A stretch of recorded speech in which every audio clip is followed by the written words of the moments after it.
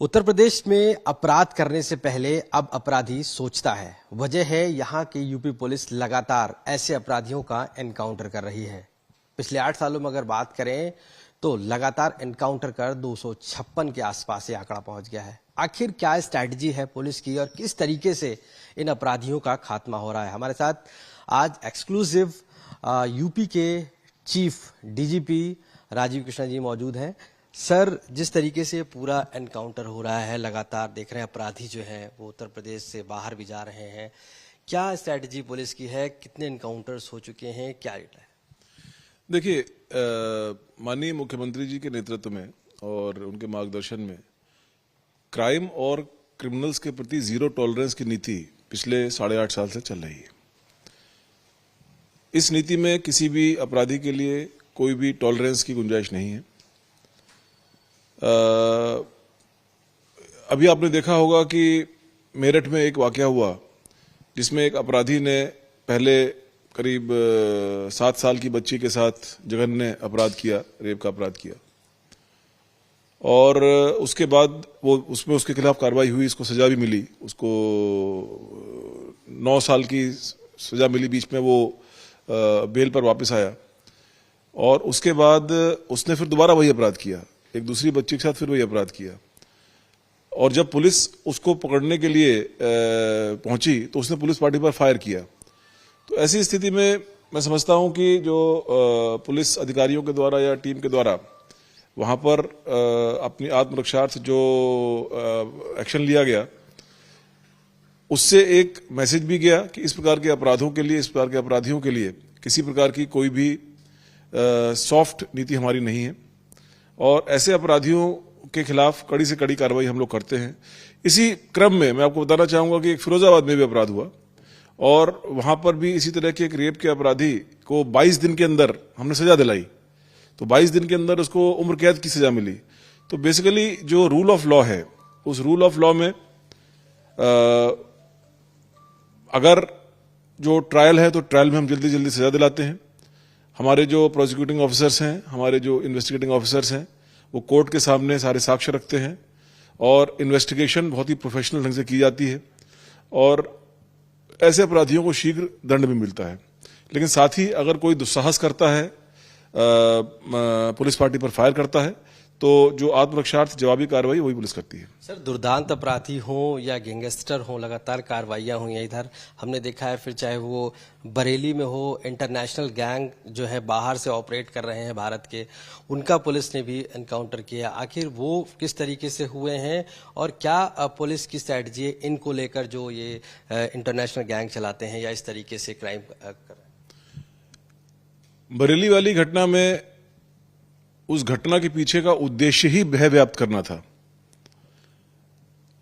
उन्होंने एक प्रतिष्ठित परिवार के घर के बाहर जो फायर किया, उसका उद्देश्य भय व्याप्त करके जो आगे वो प्रयास करते एक्सटॉर्शन इत्यादि का, वो करना था।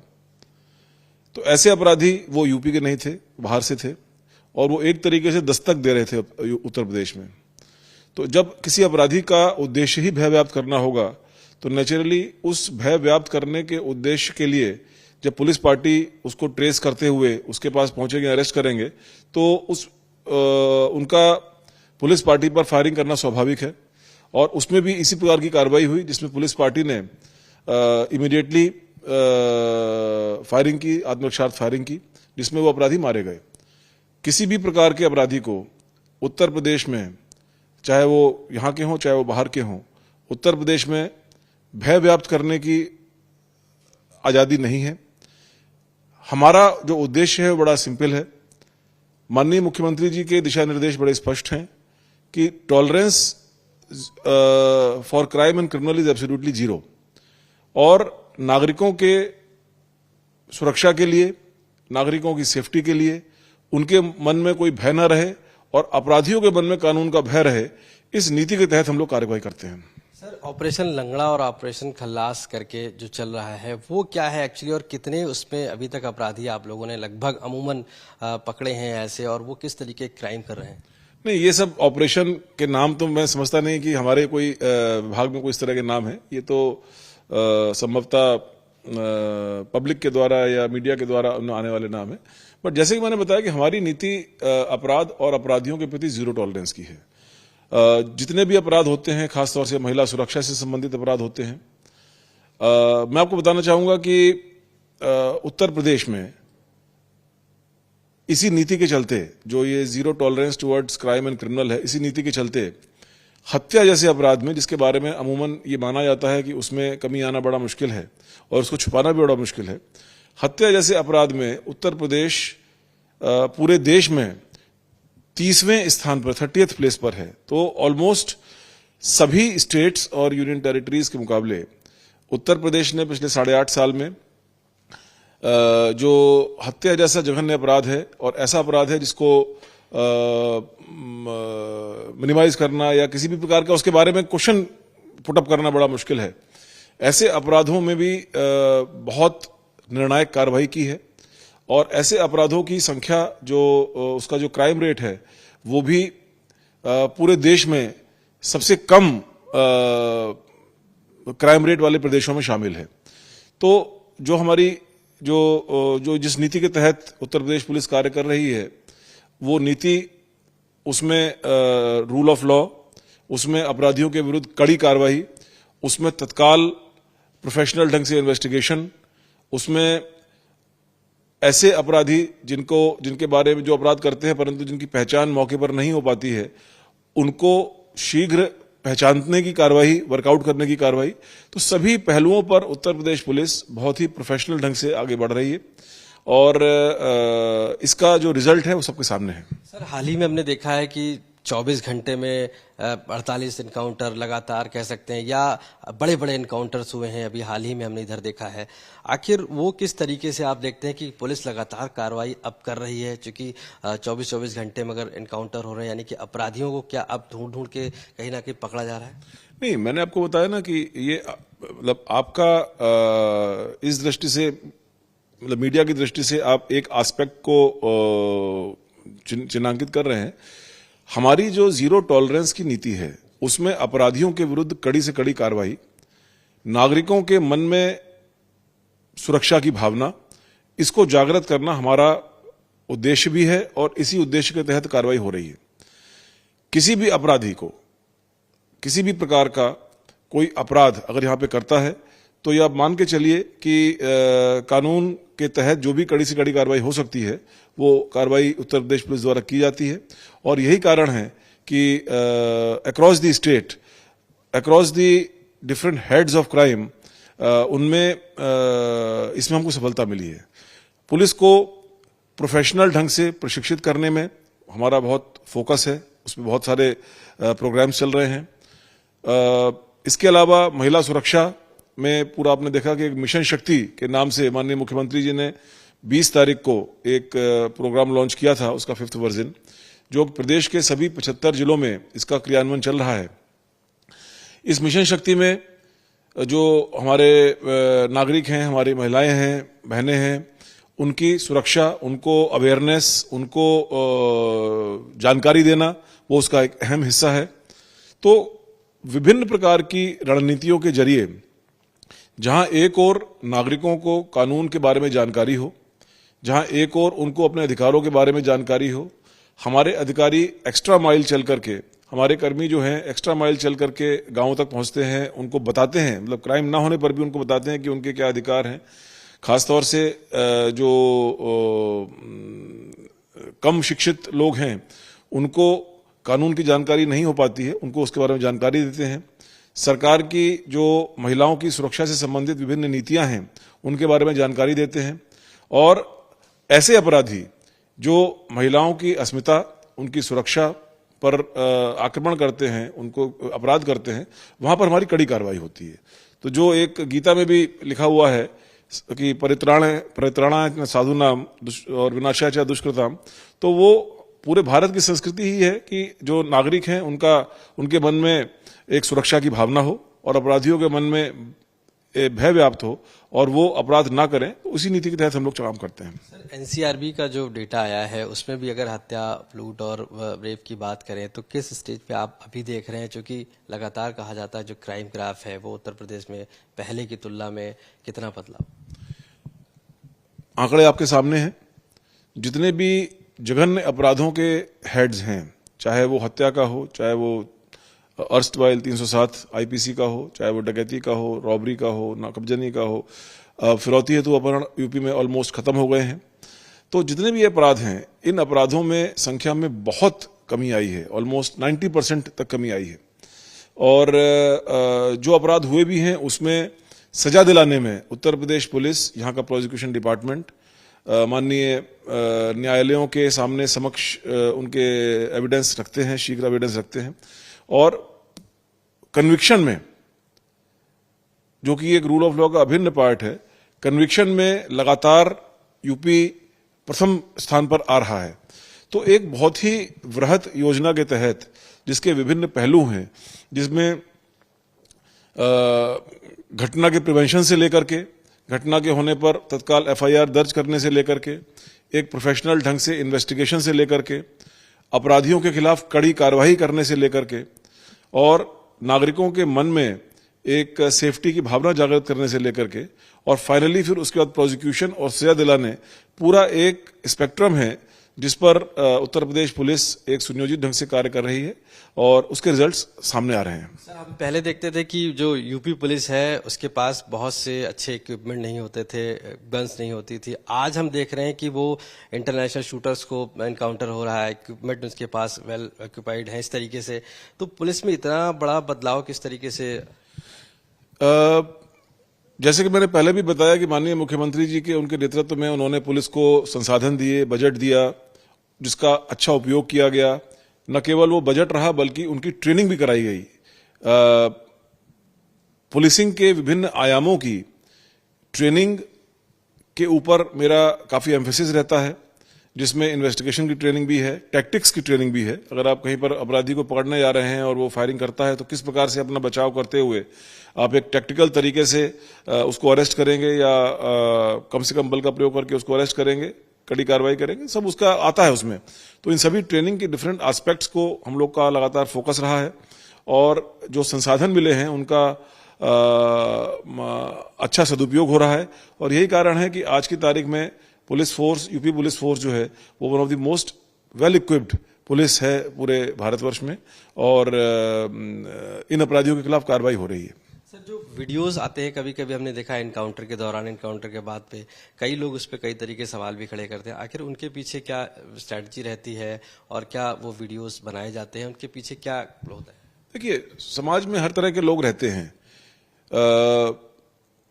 एक प्रक्रिया है, कानूनी प्रक्रिया है, उस प्रक्रिया के तहत कई सारी, police is not the only agency, कई सारी एजेंसीज हैं, माननीय न्यायालय हैं, जांचकर्ता अधिकारी हैं, मजिस्ट्रियल जांचें हैं, मेडिकल का है, ह्यूमन राइट्स कमीशन है, नेशनल ह्यूमन राइट कमीशन है।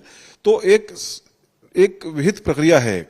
उस प्रक्रिया में पिछले 8.5 साल में मैं नहीं समझता कि कहीं पर भी कोई प्रश्न चिन्ह लगा हो, लेकिन डेफिनेटली कुछ वेस्टेड इंटरेस्ट की पार्टीज होती हैं, कुछ इंटरेस्टेड पार्टीज होती हैं जो पुलिस को हतोत्साहित करना चाहती हैं, जो समाज में पुलिस के प्रति एक प्रश्न चिन्ह लगाना चाहती हैं।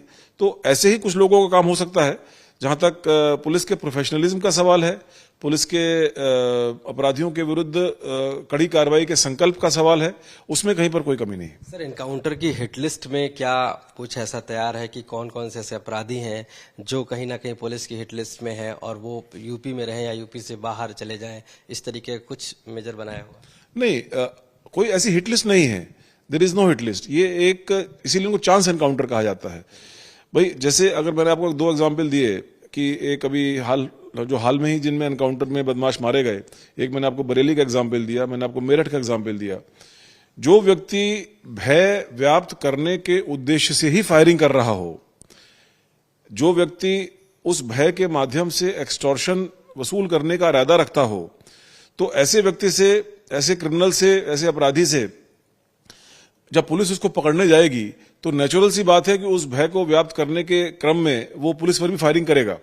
और यही इस केस में भी हुआ। उसने पुलिस पर फायरिंग की और जो हमारे अधिकारी थे, हमारे जो कर्मी थे, जैसे कि मैंने बताया कि हम लोग ट्रेनिंग पर विशेष ध्यान देते हैं उन्होंने जो आगे की कार्रवाई की, जवाबी फायरिंग की, उसमें बदमाश मारे गए। तो there is no hit list, but definitely जो कड़ी कार्रवाई है, उस कड़ी कार्रवाई के प्रति हम लोग पूरी तरह से दृढ़ संकल्पित हैं और उसी संकल्प का नतीजा है कि अपराधियों को सजा दिलाने के मामले में भी उत्तर प्रदेश पुलिस में पूरे देश में सबसे आगे है। 20-20 दिन में, 22-22 दिन में, 26-26 दिन में जघन्य मामलों के अपराधियों को हम सजा दिला रहे हैं। अभी 2 मामले फिरोजाबाद में हुए, 1 मामला बांदा में हुआ, कई सारे मामले ऐसे हुए जिसमें 1 महीने के अंदर अपराधियों को उम्र कैद की सजा मिली। तो ये यूपी पुलिस का प्रोफेशनलिज्म की घटना होने के तत्काल बाद अपराधियों की गिरफ्तारी, साक्ष्य का संकलन, साक्ष्यों को प्रॉपर वे में ऑनरेबल कोर्ट के सामने रखना, उसमें प्रॉपर पैरवी करना, प्रोसिक्यूशन के द्वारा प्रोसिक्यूशन की कार्रवाई करना, तो इन सब चीजों से, और जहां पर अपराधी पुलिस के ऊपर फायरिंग करे उसके ऊपर जवाबी कार्रवाई करना, तो ये सभी पार्ट जो है उसका जो हमारा संकल्प है, जो हमारा उद्देश्य है, जो शासन की नीति है कि zero tolerance towards crime and criminal, ये सब उसका पार्ट है। 256 का आंकड़ा एक बहुत बड़ा आंकड़ा है और अब इनकाउंटर पुलिस एक तरीके से यूपी की जानी जा रही है और अपराधी डर रहे हैं। आंकड़ा लगभग और कितना है इसमें? हमारा उद्देश्य है कि जो अपराधी हैं उनके मन में भय व्याप्त हो। हमारा यही उद्देश्य है कि अपराधी जो हैं वो अपराध छोड़ें। कई जगह पर आपने देखा होगा, अभी बागपत में हुआ था, अभी और भी कई जिलों में हुआ कि अपराधी जो थे खुद थाने पर आए, जो पूर्व अपराधी थे, और उन्होंने इस बात की कस्में खाई कि साहब हम अपराध नहीं करेंगे, तख्ती लगाई कि हम अपराध नहीं करेंगे। तो ये सब इस बात का इंडिकेटर है कि अपराधियों के मन में कानून का भय है, जागृत हुआ है, और पुलिस जिस दिशा में आगे बढ़ रही है वो सही दिशा है।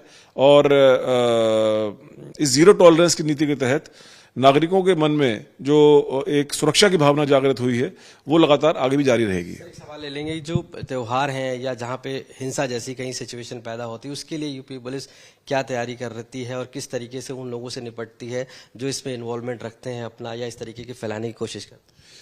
देखिए, लॉ एंड ऑर्डर हमेशा से, लॉ एंड ऑर्डर की मेंटेनेंस हमेशा से यूपी पुलिस का एक बड़ा स्ट्रांग फोर्ट रहा है। पिछले 8.5 साल में लॉ एंड ऑर्डर के प्रति विशेष रूप से सजगता पुलिस की रही है, शासन की रही है, और यही कारण है कि किसी भी प्रकार का कोई कम्युनल वायलेंस पिछले 8 साल में नहीं हुआ। और जब भी किसी ने प्रयास किया तो उसमें जो कड़ी से कड़ी कानूनी कार्रवाई थी वो उनके खिलाफ की गई। अभी हाल में आपने बरेली में भी देखा। तो इस प्रकार के कई सारे उदाहरण हैं जिसमें कानून के सख्त धाराओं का इस्तेमाल करते हुए जो इस प्रकार के लोग थे, इस प्रकार के तत्व थे, और जो उनकी प्लानिंग में शामिल थे, उन सभी के खिलाफ साक्ष्य एकत्रित करके उनके खिलाफ कार्रवाई की गई, कड़ी कार्रवाई की गई। उनको कोर्ट के सामने प्रस्तुत किया गया और ऑनरेबल कोर्ट्स ने भी उन साक्ष्यों के आधार पर उनको रिमांड दिया, उनको सजा दी और आगे की कार्रवाई बढ़ाई। तो लॉ एंड ऑर्डर में किसी भी तरह का कोई भी कॉम्प्रोमाइज नहीं है। लॉ एंड ऑर्डर में जो अभी 4 महीने पहले जब मैंने कार्यभार संभाला था, तब भी जो 10 प्राथमिकताएं थी उसमें zero tolerance towards crime, maintenance of law and order, cyber crime, महिलाओं की सुरक्षा, ट्रेनिंग, ये सभी उसके पार्ट थे। और एक बहुत ही सुनियोजित ढंग से माननीय मुख्यमंत्री जी के नेतृत्व में और उनके मार्गदर्शन में यूपी पुलिस इन सभी उद्देश्यों की पूर्ति के लिए आगे बढ़ रही है। सर, डिजिटली अगर हम बात करें, जो क्राइम हो रहा है उसको लेकर भी आप काफी सजग दिखे हैं। इधर हमने देखा, फिर चाहे वो साइबर क्राइम हो, वो काफी ज्यादा बढ़ा, लोगों के अकाउंट से पैसे ले लिए, उसको लेकर आप लोगों ने क्या स्ट्रेटजी बनाई है, तैयार की है, क्योंकि वो भी कहीं ना कहीं अब ग्राउंड से उठकर डिजिटली क्राइम बढ़ रहा है। इनफैक्ट अब समय के साथ साथ और खासतौर से कोविड के बाद जो ई कॉमर्स है या मोबाइल या कंप्यूटर के थ्रू खरीद फरोख्त है, वो एक लाइफ का इंटीग्रल पार्ट बन गया है। आज से 10 साल पहले अगर 2% लोग अपने डेबिट कार्ड, क्रेडिट कार्ड का उपयोग करते थे या उसके माध्यम से सामान मंगाते थे, तो आज 99% लोग उसका उपयोग करते हैं। तो जब इतनी बड़ी संख्या में हमारे नागरिक इन सुविधाओं का उपयोग कर रहे हैं तो डेफिनेटली कुछ इस तरह के भी लोग होते हैं जो इनका दुरुपयोग करते हैं। तो कोविड के बाद से एक पूरे देश भर में साइबर क्राइम की संख्या में एक गुणात्मक वृद्धि हुई है। इसके बारे में गवर्नमेंट ऑफ इंडिया ने, यूपी गवर्नमेंट ने, एमएचए ने, I4C एक संगठन है एमएचए के अंदर, उन्होंने एक देशव्यापी रणनीति भी बनाई है।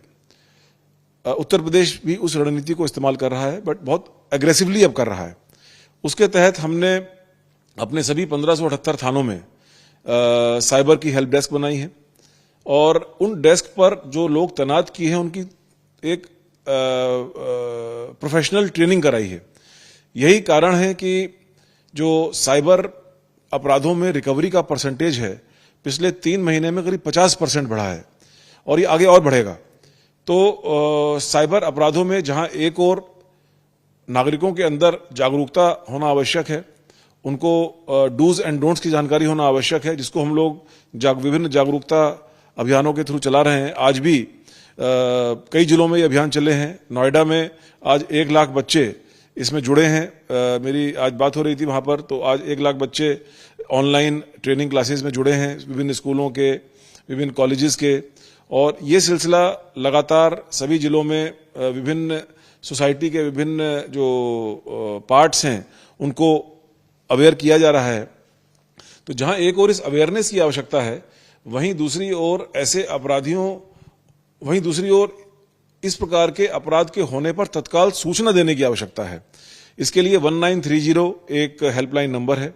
मैं आपके माध्यम से नागरिकों को बताना चाहूंगा कि 1930 पर इस प्रकार की व्यवस्था की गई है भारत सरकार के द्वारा कि देश के सभी बैंक इस सुविधा से जुड़े हुए हैं।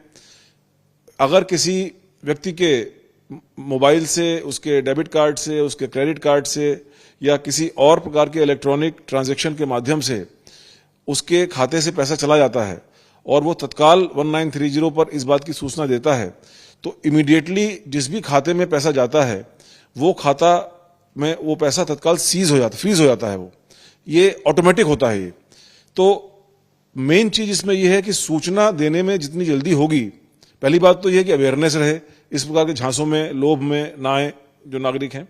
और अगर किसी वजह से उनके साथ हादसा हो भी जाए तो तत्काल 1930 पर इसकी सूचना दें, जिससे कि उनका जो गया हुआ पैसा है वो तत्काल फ्रीज हो और अपराधियों को ढूंढने में, अपराधियों को पकड़ने में हमको सहूलियत मिल सके। तो इन सभी आयामों पर पूरे प्रदेश के सभी थानों में, सभी जिलों में एक वृहद कार्यक्रम चलाया गया है, जिसके बहुत अच्छे परिणाम सामने आए हैं। पिछले 2 महीने में करीब 50% रिकवरी बढ़ी है और इसमें और प्रोफेशनलिज्म के साथ उत्तर प्रदेश पुलिस आगे बढ़ रही है। सर, आखिरी सवाल लेंगे आपसे कि अब उत्तर प्रदेश में माफिया गिरी हो या गैंगस्टर, कहीं ना कहीं यूपी पुलिस ने एनकाउंटर के जरिए कम किया है। आखिर अब यूपी के डीजीपी का क्या संदेश है ऐसे अपराध करने वाले, ऐसे माफिया और ऐसे गैंगस्टरों को?